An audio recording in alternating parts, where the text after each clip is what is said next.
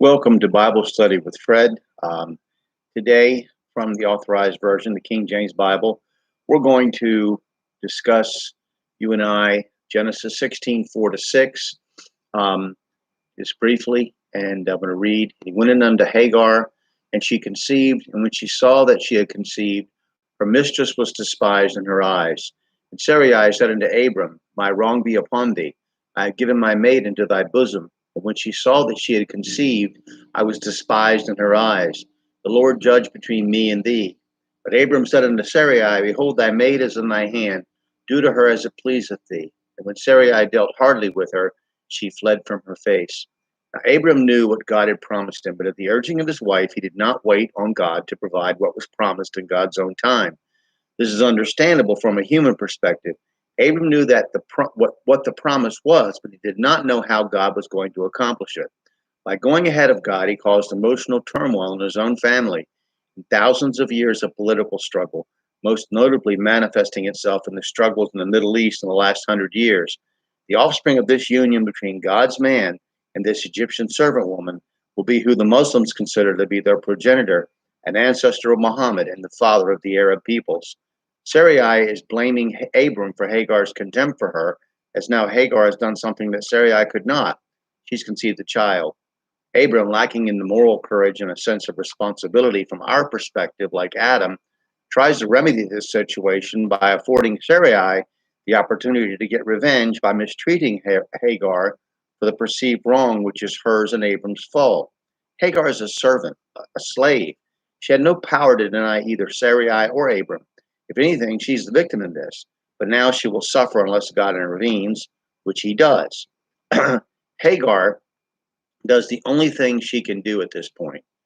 Pregnant and powerless, she runs away. God permits man to exercise his free will, even to evil, to great evil, I might add.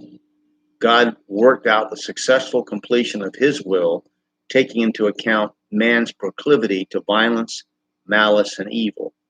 Jesus will tell us that offenses will come, they must come, but woe to him through whom they come. Matthew 18:7 and Luke 17:1.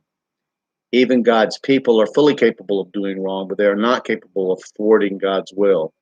He will not permit, he will permit what he will permit and block what he will block.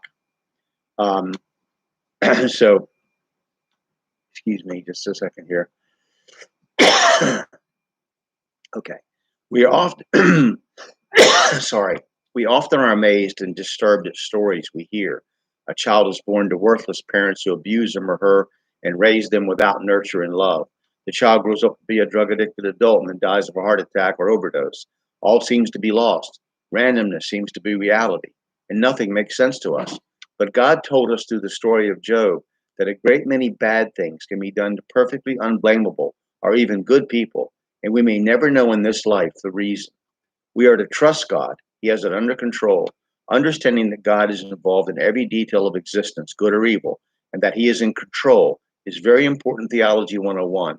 It is difficult to understand when genocide is committed or a child is abused, but the Bible makes it clear abundantly that somehow, in a way we will probably not understand, God works out his will through the chaos, man's malice, and man's heart-wrenching cruelty.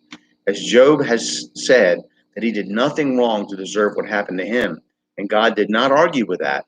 So we must understand when an injustice is being done to us, God will work this out. We can and must do the right thing as we know it to be, as that is our part. We can, if possible, remove ourselves from a bad situation, have a malefactor brought to justice, or defend our person from attack, again, if possible. But we must remember that God is in control. Trust him. Expect him to work things out. In the end, it is to be for his glory, not for our immediate benefit. We expect things to be made clear in eternity, or perhaps even to be forgotten as greater or more magnificent things await us than the sufferings we might endure here. But God is in control, as we will soon see here. And we'll pick the rest of the story up next time. Thank you.